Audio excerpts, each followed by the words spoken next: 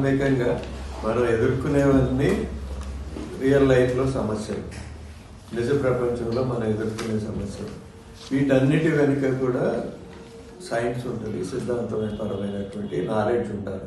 ఎందుకంటే అది కనుక ప్రాథమికంగా మనకి ప్రకృతికి ఉన్న సంబంధము, మిగిలిన విషయాలు కనుక మనకి సరిగ్గా తెలియకపోతే మనం ఆ సమస్యను ఎదుర్కోవడంలో మనకి ఇబ్బందులు వస్తాయి. కేవలం రూల్స్ పరంగానే మనం ఎదుర్కోలేము.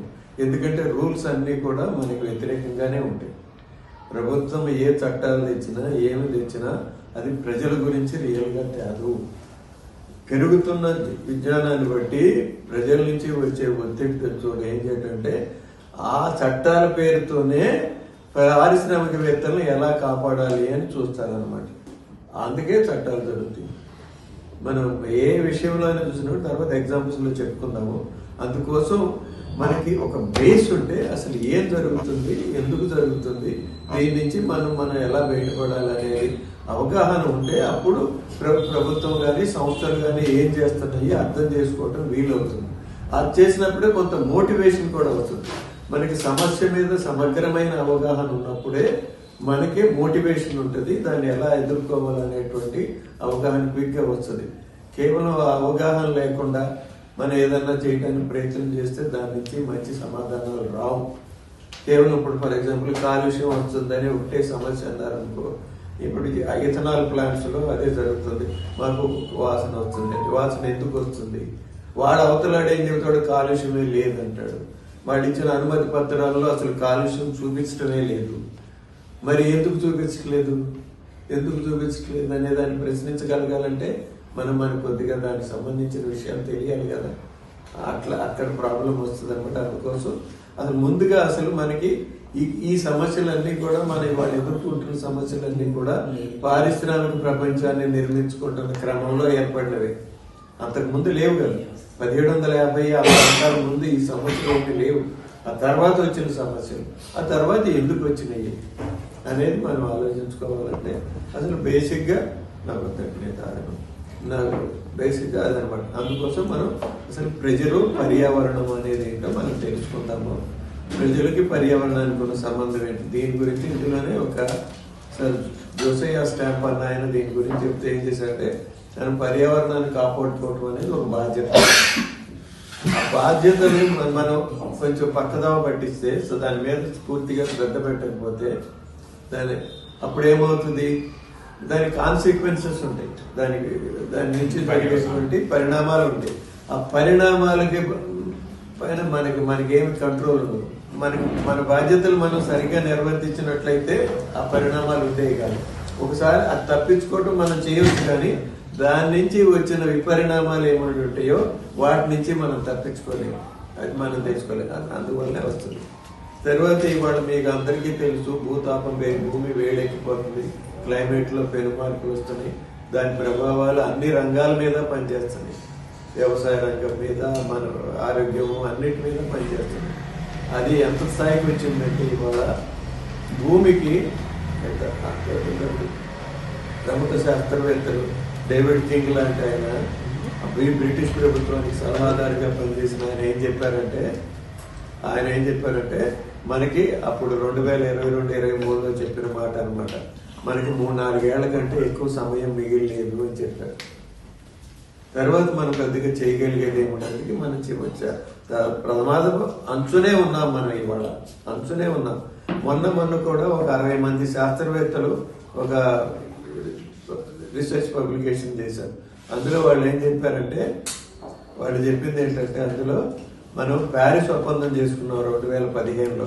ప్యారిస్ ఒప్పందంలో ఏమని చెప్పుకున్నాం, మనం భూమి మీద ఉష్ణోగ్రతల పెరుగుదలని 1.5 డిగ్రీలకి స్థాయికి పెంచకుండా చూసుకుంటాము, ప్రయత్నం చేస్తామని చెప్పి అందులో అంగీకరించాం.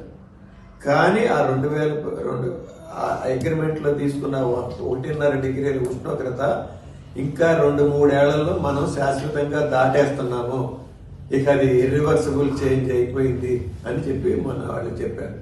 అంటే మనకి 2027-28 వచ్చేసరికి ఉష్ణోగ్రతలు 1.5 డిగ్రీలు పెరిగిపోతాయి. అంతే, అక్కడ ఆపడానికి ఇంకేం లేదు. It is beyond the control of the governments now. అట్లాంటి పరిస్థితి వచ్చేసింది. సో ఈ పరిస్థితుల్లో మనం పర్యావరణం గురించి తెలుసుకోవాలంటే మనం కొంత ప్రాథమికమైన ప్రశ్నలు కూడా వేసుకోవాలి. అవి వేసుకున్నప్పుడే మనకి సమగ్రమైన అవగాహన పెంచుకునే అవకాశం వస్తుంది. దీన్ని ఒక ప్రముఖ పెయింటర్ ఉన్నాడు, పాల్ గుగైన్ అని. ఆయన చేసిన దానికి 3 టైటిల్స్ పెట్టుకున్నాడు ఆ పెయింట్కి. ఆయన మనం ఎక్కడి నుంచి వచ్చాము, where do we come from అనే ప్రశ్న మనం ఎప్పుడన్నా అడుగుతామా? మనం అడుగుతామా? అడగము. మనం ఎంతసేపు మనకి మతపరమైనటువంటి అవగాహనే ఉంటుంది. భగవంతుడు సృష్టించాడు అంతే, అన్నీ కొట్టుకుపోతాయి అందులోనే. అంతే, మనం అందులో అడగము. ఎందుకు పర్యావరణం గురించి వచ్చేసరికి ఈ ప్రశ్న అవసరం అవుతుంది అనమాట. అసలు ఎవరు మనం ఎవరము, మన గమ్యం ఏంటి, ఎక్కడికి వెళ్తానికి ప్రయత్నం చేస్తున్నాం, వేర్ ఆర్ వి గోయింగ్, ఈ ప్రయాణం ఎటువైపు అనేది కూడా మనం అడగమన్నమాట. ఈ 3 ప్రశ్నల్లోనే ఈ పర్యావరణ సమస్యలన్నీ ఇమిడి ఉన్నాయి అనమాట. మన ఎటువైపు వెళ్తున్నామని ప్రగతి అనే పేరుతో మనం చేసే ప్రయాణంలో నుంచే మనకి ఈ సమస్యలన్నీ ఉత్పన్నమవుతున్నాయి. ఎందుకంటే ప్రగతి అనే దాంతో చాలా పెద్ద సమస్య. ప్రగతి అంటే అభ్యుదయం అనుకుని మనకి చాలా లెఫ్ట్ పార్టీలన్నీ కూడా దాన్ని ప్రమోట్ చేస్తాయి. ప్రగతి అనే దాన్ని ప్రశ్నించరాని విషయంగా చెప్తాయి. బట్ ఈ ప్రగతి యొక్క కాంక్షలోనే మనిషి తన చుట్టూ తానే ఉచ్చు బిగించుకుంటా వచ్చాడు. భూమి మీద ఉష్ణోగ్రతలు పెరగటం కానీ,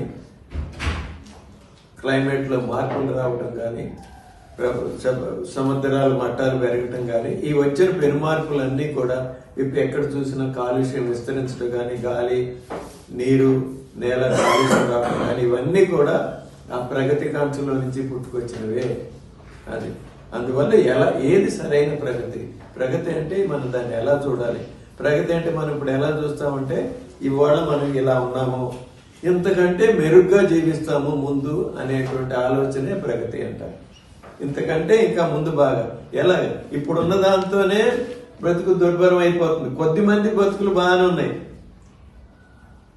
కానీ ఎక్కువ మంది బాధపడుతున్నారు. వాళ్ళ గొంతు బయటికి రాదు, వినపడదు.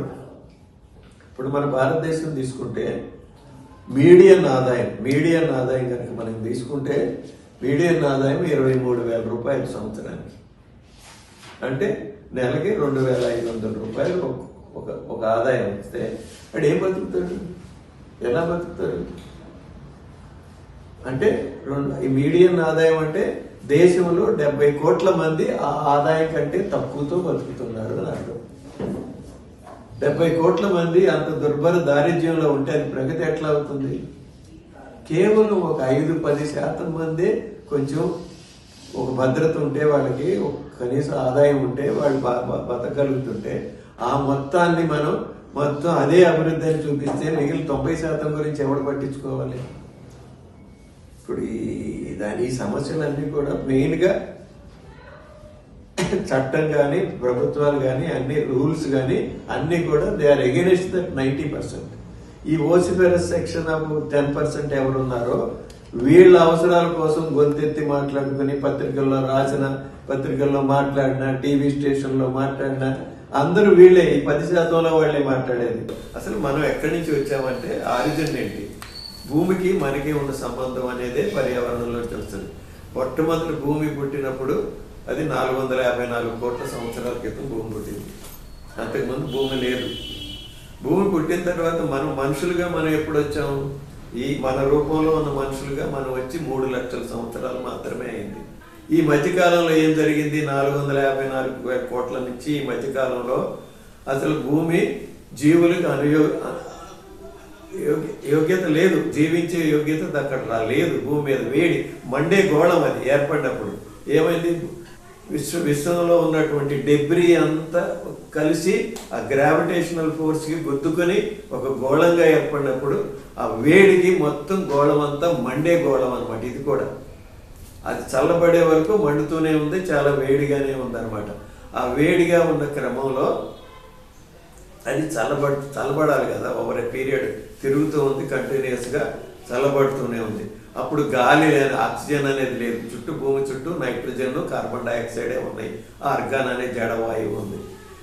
అది అక్కడ ఉన్నప్పుడు వాటికి ప్రాణులు బతికేటువంటి అవకాశం లేదు.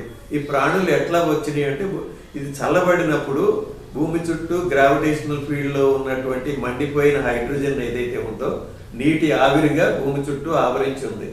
ఆ నీటి చుట్టూ ఆవరించి ఉన్నటువంటి వాటరు అది 100 డిగ్రీల కంటే 100 డిగ్రీల దగ్గర నీరు ఏమవుతుంది, నీరు ఆవిరి రెండు ఉంటాయి కదా. ఆవిరి ముందు కూడా ఉంటుంది కానీ బాయిలింగ్ పాయింట్ 100 నీటికి. సో 100 కంటే 100కు వచ్చేసరికి కొంత నీరు ఏర్పడటం మొదలవుతుంది. ఎంత చల్లదనం ఉంటే అంత నీరు వస్తుంది అనమాట, హీట్ రిమూవ్ చేయగలిగితే.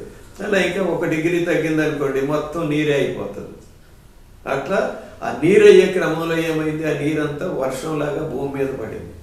ఆ భూమి మీద వర్షంలాగా పడేటప్పుడు దానికి ఏం చెప్తారంటే కొన్ని వేల సంవత్సరాల పాటు అది నిరంతరంగా వానలాగా కురిసింది భూమి మీద. అప్పుడు భూమి మీద ఖండాలు లేవు, ఆసియా లేదు, ఆఫ్రికా లేదు, అమెరికా లేదు, ఏమీ లేవు, ఇండియా లేదు, ఏమీ లేదు.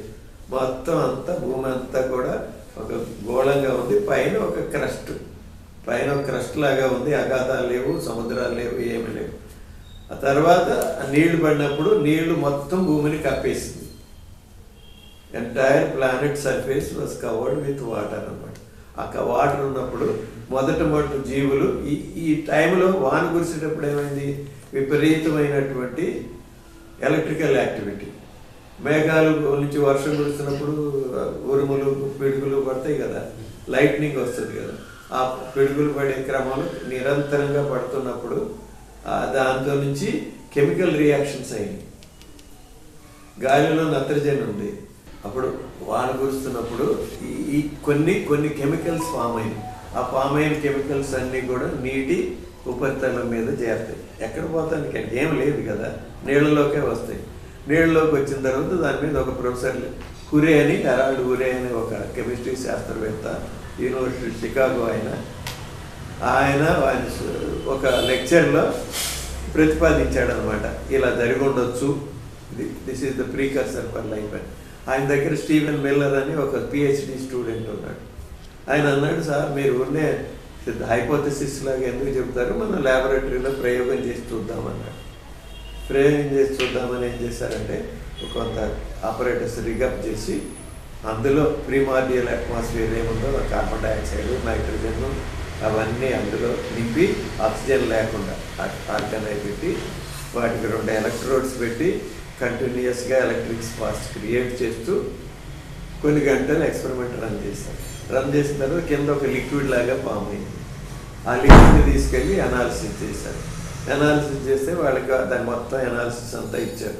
ఆ అనాలిసిస్లో అమైనో యాసిడ్స్ అంటే మన శరీరంలో ఉండే ప్రోటీన్లో ఉంటాయి కదా, ఆ ప్రోటీన్కి ప్రీకర్సర్స్గా ఉండే రసాయనాలు అందులో కనపడేవాళ్ళు. కానీ వాళ్ళు అక్కడ అనేది ఏంటంటే మనం ఇక్కడ కంటిన్యూస్గా మనం ఎలక్ట్రికల్ స్పార్క్ ఇచ్చాము, నేచర్లో అలా జరగదు కదా, ఇంటర్మీడియట్గా జరుగుతుంది, ఏనా కానీ పాసిబిలిటీ అనేది ఒకటి ఉన్నది అని చెప్పి అట్లా చేశారు. అంటే ఏంటంటే అప్పుడు మొట్టమొదట నీటి మీద ఈ రసాయనాలన్నింటిలోంచి కలిపి ఏకకణ జీవుల కంటే పూర్వీకులైనటువంటి యుకారియోట్స్, ప్రొకారియోట్స్ అని ఆ జీవులు కొన్ని వచ్చినాయి. అందులో నుంచే సైనోబాక్టీరియా అని ఒక జీవి ఏర్పడింది. అది 380 కోట్ల సంవత్సరాల క్రితం నీటిలో ఏర్పడింది. అది ఏర్పడినప్పుడు దాని పని ఏంటి, అది ఎలా బతకాలి, అది ఎలా మళ్ళీ పునరుత్పత్తి చేసుకోవాలంటే దాని సొంతంగా ఆహారం చేసుకోవడానికి సూర్యుడి నుంచి వచ్చిన ఫోటాన్స్ను గ్రహించి కిరణజన్య సంయోగ క్రియ ఫోటోసింథసిస్ చేయటం అనేది దాని కెపాసిటీగా ఉన్నప్పుడే అది తర్వాత నుంచి సైనోబాక్టీరియా అలా కొనసాగుతూ వచ్చినాయి. వాటి తర్వాత వేరే వేరే ఆల్గేలు అవన్నీ వచ్చినాయి అన్నమాట. ఈ సైనోబాక్టీరియా అనేది కోట్ల సంవత్సరాల పాటు ఈ తన జీవక్రియలో భాగంగా చేసినటువంటి ఎఫర్ట్లో నుంచే అప్పుడేమవుతుంది, మన ఫోటోసింథసిస్లో బై ప్రోడక్ట్ ఏంటి, ఆక్సిజన్, ప్రాణవాయువు బై ప్రోడక్ట్గా వస్తుంది. అంటే మొట్టమొదటి భూమి మీద ప్రాణవాయువు ఏర్పడినప్పుడు అది ఒక పొల్యూటెంట్, అప్పుడున్న అట్మాస్ఫియర్ నుంచి డిఫరెంట్, అది పొల్యూటెంట్గా మొదలైంది. తర్వాత అది పెరుగుతూ భూమి మీద వచ్చిన రకరకాల ఉత్పాతాలు, మార్పులు, వాటితో అది చివరికి ఒకప్పుడు 25-26% దాకా వెళ్ళింది. 25-26%గా వెళ్ళింది, మళ్ళీ తగ్గిపోయి ఆ భూమి మీద వచ్చిన మార్పుల్లో నుంచి ఆ 25-26 అయినప్పుడు భూమి మీద విపరీతమైన చాలా పెద్ద పెద్ద మహావృక్షాలు ఉండేవి అప్పుడు. అవన్నీ కూడా తర్వాత వచ్చిన ఉత్పాతాలు చచ్చిపోయినాయి. అవి చచ్చిపోయిన తర్వాత అవన్నీ కూడా భూమిలోకి వెళ్ళిపోయినాయి. భూమి మీద వచ్చిన మార్పులతో అవే బొగ్గుగా మారిపోయింది. మెయిన్గా చెట్ల నుంచి వచ్చిన బొగ్గు. ఆ చెట్లు కూడా బొగ్గుగా ఎందుకు మారినాయి? ఆ రోజుల్లో ఫంగై లేదు, చెట్లో ఉండేది లిగ్నిన్ అనే పదార్థం ఉంటుంది. ఆ లిగ్నిన్ అనే పదార్థాన్ని చివికించేటువంటి జీవులు లేవు అప్పట్లో. ఇప్పుడు లేదు. ఏ చెట్టు వచ్చినా మనం వదిలేసేస్తే దాని అంతటా అదే నశించిపోతుంది, చెదలు పెట్టినట్టు అయిపోతుంది. చిన్న చివరికి ఏమి లేకుండా పొడిగా అయిపోతుంది, తినేస్తాయి అన్ని. ఆ రోజుల్లో అది లేదు. అది పడింది అట్లాగే గుట్టల్లాగా పడి ఉండేవి. పడిన తర్వాత ఏమైందంటే భూకంపాలు వచ్చినప్పుడు, భూమి మీద మార్పులు వచ్చినప్పుడు, అగాధాలు ఏర్పడినప్పుడు అవి భూమి కిందకి వెళ్ళిపోయి కప్పి పెట్టబడి ఆ ఉష్ణోగ్రతకి పీడనానికి అవన్నీ కార్బనైజ్ అయిపోయి రాక్షస బొగ్గుగా మారిపోయింది. ఈ చమురు ఎక్కడి నుంచి వచ్చిందంటే టియోసింత్ అనేవాడు మొట్టమొదటి దాన్ని, ఆ గింజల్ని, ఆ టియోసింత్ అనే గింజలను తీసుకుని సుమేరియా అనే చోట మనుషులే కూర్చొని అక్కడ చెట్లు అవి కొట్టేసేసి పొలాలుగా మార్చుకుని ఆ పొలాల్లో నాటడం మొదలుపెట్టారు. గింజలు టియోసింత్ అని అప్పుడు అనేవాళ్ళు దాన్ని, ఆ పేరు. ఇప్పుడు అవన్నీ ఇప్పుడు లేవు, అవన్నీ పోయినాయి. ఆ గింజలు తీసుకున్న తర్వాత పెంచడం వచ్చిన తర్వాత రకరకాల మార్పులు చేసుకుంటూ దానికి కావాల్సినటువంటి, ఎప్పుడైతే మనుషులు ఒక చోట స్థిర నివాసం ఏర్పరచుకోగలిగారో, వ్యవసాయం చేయాలంటే స్థిర నివాసం అవసరం కదా, ఎక్కడో ఉండి చేయలేరు కదా. ఈ చేయడం కోసం ఆ పంట పండాలంటే లేబర్ చేయాలి, శ్రమ కావాలి. శ్రమ ఎవడు చేయాలి? అంతకుముందు ఎలా బతికాడు మనిషి? హంటర్ గ్యాదరర్ కదా. దొరికిన దాన్ని పట్టుకున్నాడు, అది ఎవడ ఆస్తి కాదు, తిన్నాడు, ఆకలైనప్పుడు తిన్నాడు, ఆకలి లేనప్పుడు పడుకున్నాడు. పోగేసుకోవటం అనేది లేదు, రేపటి కోసం భద్రపరచుకోవటం అనే ఆలోచన లేదు అప్పట్లో. లేదు కనుక తిన్నాడు. ఇప్పుడు వాడు వచ్చి నువ్వు తిండి తినాలంటే, నువ్వు పండించాలంటే, శ్రమ చేయాలంటే ఎందుకు పని చేస్తాడు వాడు? ఇంకా అప్పుడు ప్రకృతిలో చాలా దొరుకుతున్నాయి కదా. కానీ వ్యవసాయం చేయడానికి ఏం చేశారు? చుట్టూ వీళ్ళకి ఏమీ దొరకకుండా చెట్లన్నీ కొట్టేసి వ్యవసాయ భూములుగా మార్చేశారు. వాళ్ళకి వేరే అవకాశం లేకుండా చేశారు. చేయకుండా చేసినప్పుడు నువ్వు పని చేస్తేనే నీకు తిండి. అక్కడ మొదలైందన్నమాట సమాజంలో మార్పులు, ఆర్గనైజ్డ్ సమాజంలో వచ్చే మార్పులు అక్కడ మొదలైనవి. నువ్వు అందుకనే పండిన దాన్నంతా తీసుకెళ్ళి ఒక గాదిలో పెట్టి తాళం వేసి, నువ్వు పని చేసావా, ఇదిగో నీకు ఇంత తిండి, అట్లా పెట్టి మొదట లేబర్ అనేదాన్ని ఒక అలవాటు. ఈ క్రమంలోనే క్రమంలోనే ఆస్తి కూడా ప్రైవేట్ అవటం మొదలుపెట్టింది. తర్వాత ఇంకొకటి ఏమైంది, వీళ్ళు జనాభా పెరిగిన తర్వాత ఆ పంటలు మొదట ఎక్కడ చేశారు? టైగ్రిస్ అండ్ యూఫ్రేట్స్ నదుల మధ్య చేశారు. వేరే దేశాల్లో కూడా చేశారు, చైనాలో చేశారు, మన దగ్గర చేశారు. కానీ అక్కడ జరిగినప్పుడు ఇరిగేషన్ వ్యవసాయం చేశారు సుమేరియాలో. ఎందుకంటే నది ఎత్తుగా ఉండేది, కింద పల్లంగా ఉండేది, నదిలోంచి నీళ్ళు వచ్చాయి, వ్యవసాయం చేసుకున్నారు. అది చేసుకున్న తర్వాత ఏమైందంటే నీటిలో కరిగిన లవణాలు ఉంటాయి.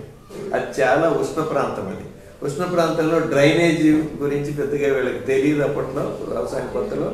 ఆ డ్రైనేజ్ కాకుండా నీళ్ళు ఇవాపరేట్ పోయినప్పుడు వాటర్లో సాల్ట్ కంటెంట్ పెరుగుతూ వ్యవసాయంలో దిగుబడులు తగ్గిపోతూ వచ్చింది. మరి జనం ఉన్నారు, వీళ్ళందరికీ తిండి పెట్టాలి, ఈ భూమి చాలటం లేదు, మరి ఏం చేయాలి? పక్క తెగ ఉంది, పక్క తెగ భూమిని ఆక్రమించుకోవాలి. అక్కడి నుంచి కాన్ఫ్లిక్ట్ మొదలైంది. పక్క తెగ చేసినప్పుడు వాళ్ళని ఏం చేయాలి? వాళ్ళని మనలో కలుపుకోవాలా, వాళ్ళనే బానిసలుగానో కూలీలుగానో మన దగ్గర పని చేయించుకోవడానికి పెట్టుకోవాలి. అక్కడ వ్యత్యాసం మొదలైంది సమాజంలో. అన్ని చెడు కూడా వ్యవసాయంతోనే మొదలైందని చెప్తారు. All ills of the society started with agriculture only. అందుకని డేనియల్ హిల్ అనే ఒక మట్టి శాస్త్రవేత్త ఆయన ఏమంటాడంటే, కత్తి చేసిన హాని కంటే నాగలి ఎక్కువ హాని చేసిందంటే ఆయన చెప్పింది. సోడ్ కంటే దాన్ని ఏమంటారు, నాగల్ని ఏమంటారు, ప్లౌషేర్ అంటారు. Ploughshare has done more harm than sod అని అంటాడు ఆయన. అయితే ఇలా జరుగుతున్నప్పుడు ఇట్లా విస్తరించుకుంటూ పోయారు. విస్తరించుకుపోయిన తర్వాత అక్కడి నుంచే చిన్న వార్లాడ్స్, సామ్రాజ్యాలు, రాజ్యాలు, రాచరిక వ్యవస్థలు, బానిసత్వం వచ్చింది. ఇవన్నీ కూడా హిల్స్ ఆఫ్ అగ్రికల్చర్, అందులోంచి పుట్టుకొచ్చిన సమస్య. దాని నుంచి బయటకు వచ్చిన నగరాలు ఏర్పడటం కూడా అప్పుడే ఒకసారి అధికారం వచ్చిన తర్వాత ఏం చేయాలి? వాడు ఒక ఆర్మీ ఏర్పరచుకోవాలి, ఒక బేస్ ఏర్పరచుకోవాలి, అందరికీ ఫెసిలిటీస్ పెట్టుకోవాలి. గవర్నెన్స్ చేయాలి, కోటలు కట్టుకోవాలి, ఇవన్నీ చేసుకుంటాం కోసం army of soldiers and slaves మొదలైందని. ఒక నగరం ఏర్పడిన తర్వాత, నగరం అంటే సివిస్ అనుకో, సివిస్ అనే పదం నుంచేనే, సివిస్ అంటే ఒక సముదాయం అనేది, జన సముదాయం, పెద్ద సముదాయం అనమాట. వాళ్ళ మధ్య ఉన్న సంబంధాలను నిర్వచించేదే సివిలైజేషన్. ప్రజలు ఇంతమంది ఒక గుంపుగా ఒక చోట బతకాలంటే వాళ్ళ మధ్య సంబంధాల్లో ఎలాంటి రూల్స్ పాటించాలి, ఆ పాటించడమే సివిలైజేషన్. అక్కడి నుంచే మనకి సివిలైజేషన్ అనేది వచ్చింది. ఇప్పుడు మనం ఇక ప్రకృతికి వస్తే, క్లైమేటు జీవం అనేవి రెండు కలిసి సహపరిణామం చెంది వచ్చాయి. క్లైమేట్ అనేది ఏర్పరచుకుంది కూడా జీవులే ఏర్పాటు చేసినాయి. మనిషి పాత్ర ఏమి లేదు క్లైమేట్ ఏర్పాటు చేసి. మొత్తం ఈ భూమి మీద వచ్చిన మొత్తం మార్పుల్లో మనిషికి ఏం పాత్ర లేదు. భూమి మీద ఉన్న ఎకలాజికల్ సైకిల్లో మనిషికి ఏం పాత్ర లేదు, ఏమి లేదు. నీటిని శుద్ధి చేస్తామా మనం, గాలిని శుద్ధి చేసే క్రియలో పనిచేస్తామా, ఆహార ఉత్పత్తి మన కోసం చేస్తాం కానీ మిగిలిన జీవుల కోసం చేస్తామా. చెట్టు ఉందనుకో, ఆహారాన్ని ఉత్పత్తి చేసి అందిస్తుంది. అందించే క్రమంలో దానికి కూడా కొన్ని ఉపయోగాలు జరుగుతాయి, అది వేరు. వాటి పునరుత్పత్తికి వాటికి పచ్చులకి సహకరిస్తూ ఉంటాయి, అది వేరు. అవన్నీ కూడా మొత్తం ప్రకృతి అంతా కూడా ఒక కోఆపరేటివ్ సిస్టమ్. ఆ కోఆపరేటివ్ సిస్టంలో మనం ఫిట్ అవుతున్నామా?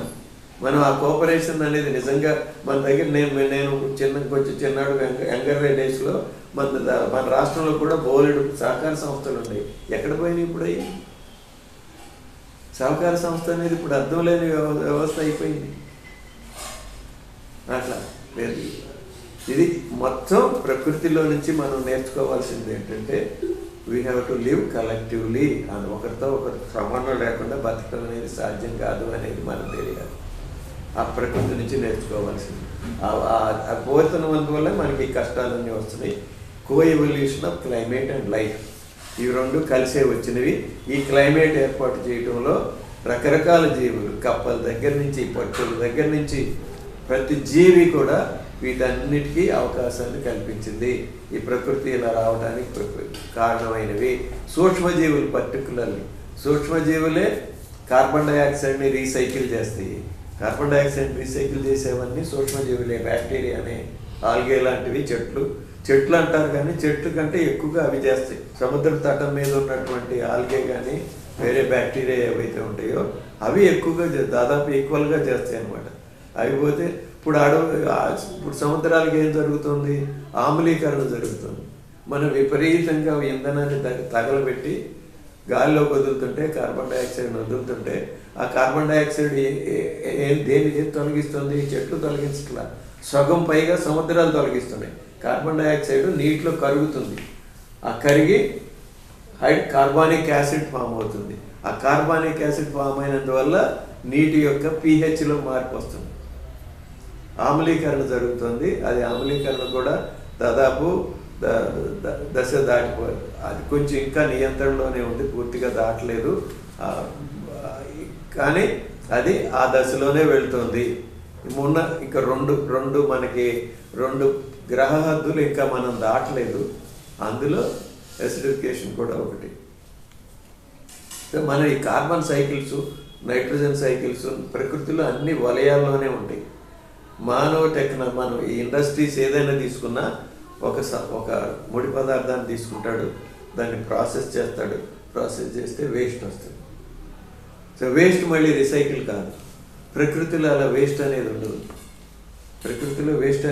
Everything is recycle. పూర్తి వలయంలో జరుగుతుంది. మన గేదెలు పేడేస్తే మనం వాడపోవచ్చు, కానీ ఎక్కడ పేడేస్తే అడవిలో తింటే ఆ జంతువులు అడవిలోనే పేడేస్తాయి కదా. ఆ పేడ ఏమవుతుంది? సాయిల్ని రిప్లెనిష్ చేస్తుంది. ప్లస్ దానిలో పురుగులు పెరుగుతాయి పేడలోనే.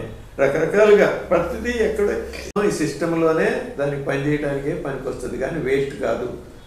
వృధా అయిపోయినది, డిగ్రేడబుల్ కానిది ప్రకృతిలో ఏది ఉండదు. మనం తయారు చేసే వస్తువులే దాంట్లోనే ప్రాబ్లం ఉంది. ఎందుకంటే మనది లీనియర్ టెక్నాలజీ కనుక, సైక్లికల్ టెక్నాలజీ కనుక. ఇప్పుడు అందరూ మాట్లాడతారు సైక్లికల్ ఎకానమీ అంటారు, అన్నీ అంటారు. ఉత్తకు మాటలే కానీ నిజంలో జరిగేది ఏమీ ఉండట్లేదు. సో ఈ కార్బన్ సైకిల్ చేసేదంటే చెట్లు, బ్యాక్టీరియా ఇవన్నీ కార్బన్ని తిరిగి రీసైకిల్ చేస్తాయని అంతే. నైట్రోజన్ ఏం చేస్తుంది? వ్యవసాయంలో మనం విపరీతంగా ఏం చేస్తున్నామంటే విపరీతంగా నత్రజని ఎరువులు వాడి మొత్తం నైట్రోజన్ సైకిల్ని డిస్టర్బ్ చేశాము. ఇప్పుడు గ్రహ హద్దుల్లో నైట్రోజన్ సైకిల్ కూడా ఒకటి. ఈ నైట్రోజన్ సైకిల్ హద్దు మనం ఎప్పుడో దాటేసాం, బ్రేక్ చేసేసాం నైట్రోజన్ సైకిల్. అలాగే ఫాస్ఫరస్ ఒకటి. ఈ ఫాస్ఫరస్ లేకపోతే మన బ్రెయిన్ పనిచేయదు. ఫాస్ఫరస్ ఉండబట్టే మన బ్రెయిన్. కానీ ఫాస్ఫరస్ని మనం ఎంతగా వాడేసి సముద్రాల్లో పడేసామంటే రేపు పొద్దున వాడుకోవడానికి ఫాస్ఫరస్ లేదు. మొరాకో నుంచో లిబియా అక్కడి నుంచో మనకు వస్తుంది ఆ ఫాస్ఫరస్. అవన్నీ వాడేసినాక మనకి ఫాస్ఫరస్ ఉండదు. ఇక phosphorus is an element that cannot be created. ఒకసారి సముద్రం నీళ్ళల్లో చేరిపోయి పీపీఎం లెవెల్లో ఉన్న తర్వాత దాన్ని రికవర్ చేయటం అనేది అంత సులువుగా జరిగేది కాదు. చాలా ఇబ్బందితో కూడుకున్నది, చాలా కాస్ట్లీ ఎఫైర్ అది. సో ఇలాంటి సమస్యలన్నీ ఉన్నాయి.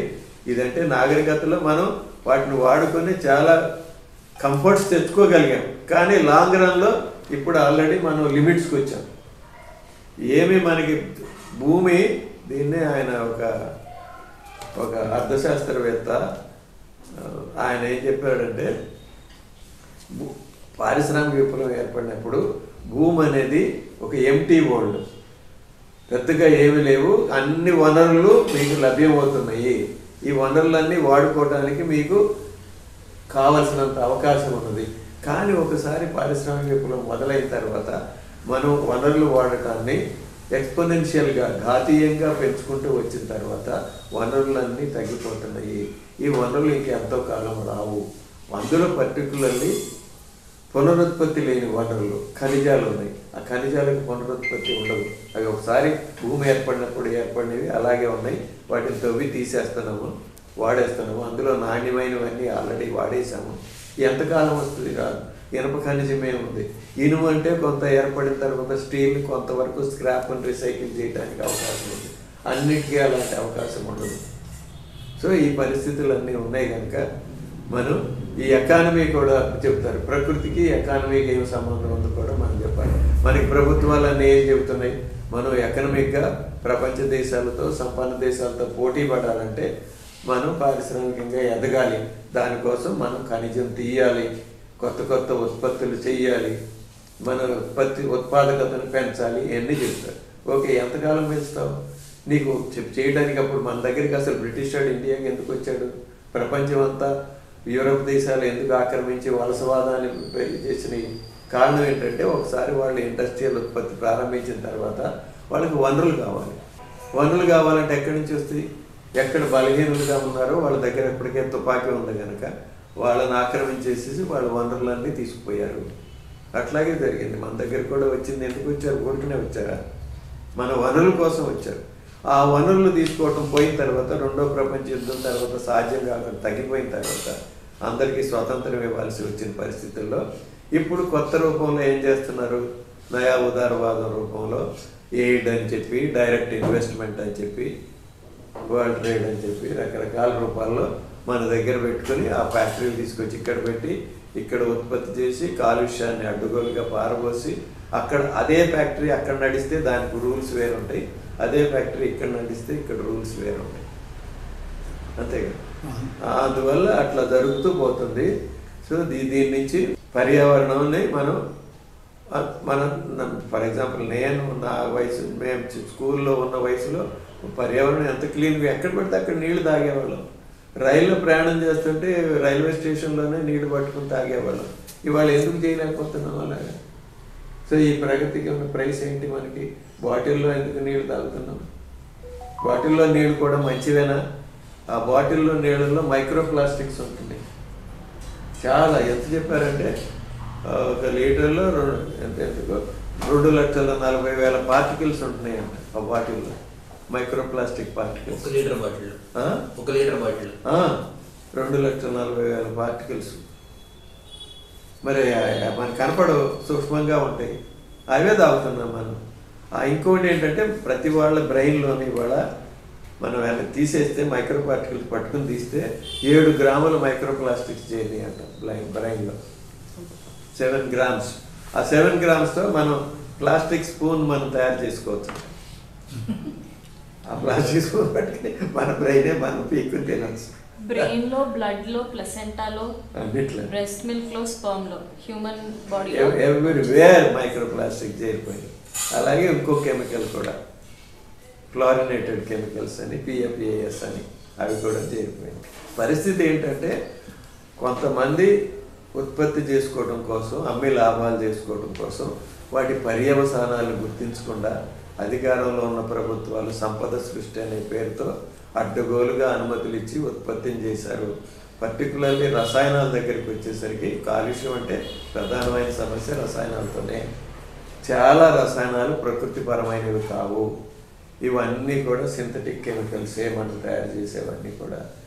మొదట్లో చేసినప్పుడు రసాయన పరిశ్రమలో కొన్ని standard chemicals, sulphuric acid, nitric acid, hydrochloric acid లాంటివి, sodium carbonate, bicarbonate, caustic soda, అటువంటివి మాత్రమే ఉత్పత్తి చేసేవాడు.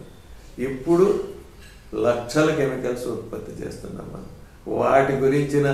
వాటి హాని గురించిన సమాచారం మన దగ్గర లేదు.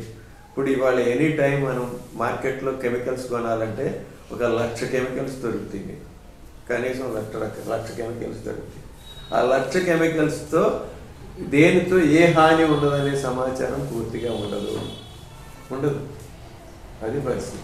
హాని తెలియకుండా మనం టన్నుల్లో వాడేస్తూ పోతా ఉంటే, వాటిని విసర్జిస్తూ పోతా ఉంటే దాని పర్యవసానాలు ఎవరు భరిస్తున్నారు? ప్రజలే భరిస్తున్నారు కదా. అందుకని ఎంత అనారోగ్యం వచ్చింది. ఎక్కడ చూసినా మన శరీరంలో లేని రసాయనం లేదు. పురుగు మందులు ఉన్నాయి, డ్రగ్స్ ఉన్నాయి, అన్నీ ఉంటున్నాయి, మన నీళ్ళల్లో ఉంటున్నాయి. ఇవన్నీ మనం పట్టించుకోవట్లేదు. ఎందుకంటే మనకి ఇమ్మీడియట్గా మనకు ప్రాణహాని మనం గుర్తించలేదు. ఎందుకంటే ప్రాబబిలిటీలు ఏమవుతుందంటే 100 మంది మనం ఉంటే అదే నీళ్లు తాగుతాం, అదే కంపెనీ పక్కన ఉంటాము. అందరికీ అనారోగ్యం రాదు.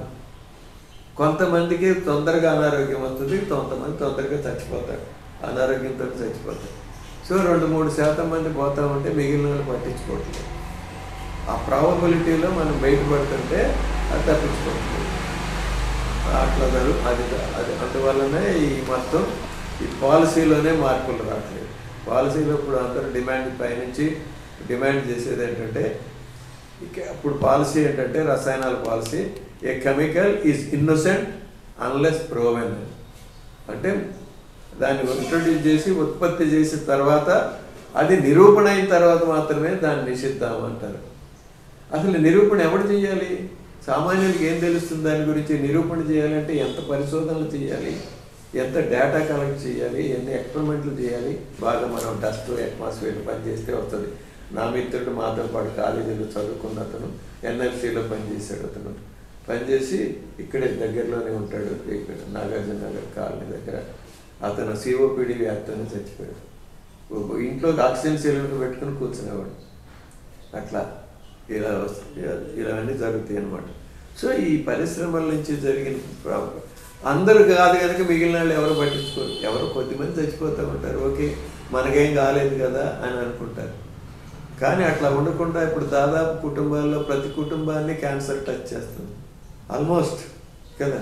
ఎక్కడో చోట ఎవరో ఒకరికి కుటుంబంలో పరిచయస్తుల్లో ఎవరొకరికి క్యాన్సర్ వస్తుంది. అది ఇంకా పెరిగిపోతుంది. ఇది ఓన్లీ బిగినింగ్, ఇది ఇంకా పెరిగిపోతుంది కదా. సో వీటన్నిటి నుంచి మనం కలిసిగా ఎందుకు సమాజం ఆలోచించలేకపోతుంది? ఈ ప్రాస్పరిటీ అనే గుచ్చులో ఎందుకు పడిపోతుంది? అమెరికాలో ఇంత జరిగిన తర్వాత కూడా లౌజియానా రాష్ట్రంలో కింద గల్ఫ్ ఆఫ్ మెక్సికో కోస్ట్లో అక్కడ చాలా పెట్రోకెమికల్ పరిశ్రమలు ఉన్నాయి. అదంతా కూడా బీదవాళ్ళ ప్రాంతం, నల్లవాళ్ళ ప్రాంతం. వాళ్ళు దీన్ని ఎన్విరాన్మెంటల్ జస్టిస్ ప్రాబ్లమ్స్ అంటారు. ఎన్విరాన్మెంటల్ జస్టిస్ అంటే ఏంటంటే, ఎక్కడైతే బలహీనలు ఉంటారో, ఆర్థికంగా బలహీనలు ఉంటారో, హక్కుల గురించి పోరాటం చేయలేని వాళ్ళు ఉంటారో, అక్కడ అతి కాలుష్యకారక పరిశ్రమలన్నీ అక్కడే పెడతారు. మనం చెప్తాం, ఇప్పుడు హైదరాబాద్లో అత్యధికంగా మనకి విద్యుత్ వాడతాం. మన హైదరాబాద్ పక్కన మనం థర్మల్ విద్యుత్ కేంద్రం ఎందుకు పెట్టాల? ట్రాన్స్మిషన్ లాస్ లేకుండా ఇక్కడే పెట్టవచ్చు కదా. వాడేది ఇక్కడే అవుతుంది కదా, పక్కనే వాడుకోవచ్చు కదా. ఢిల్లీ లోపల థర్మల్ పవర్ ప్లాంట్స్ ఉంటే వాటిని ఎందుకు తీసేశారు, వాటిని ఎందుకు మూసేశారు అంటే సంపన్నులకు ఒక న్యాయము, పేదవాళ్ళకి ఒక న్యాయం అనమాట. ఇవన్నీ ఎందుకు జరుగుతున్నాయి అంటే సమాజం వాటి గురించి ఆలోచించట్లేదు, పట్టించుకోవట్లేదు.